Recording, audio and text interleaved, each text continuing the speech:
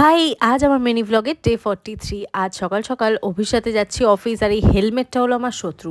যখনই আমি সুন্দর করে চুল বাঁধবো সাজবো তখনই হেলমেটটা পরতে হয়, আর আমার চুলটা পুরো ঘেটে যায়।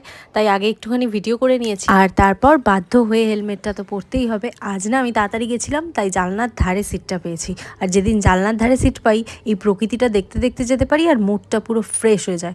অফিসে গিয়েও আমার কাজ করতে খুব ভালো লাগে, আজও সেটাই হয়েছিল।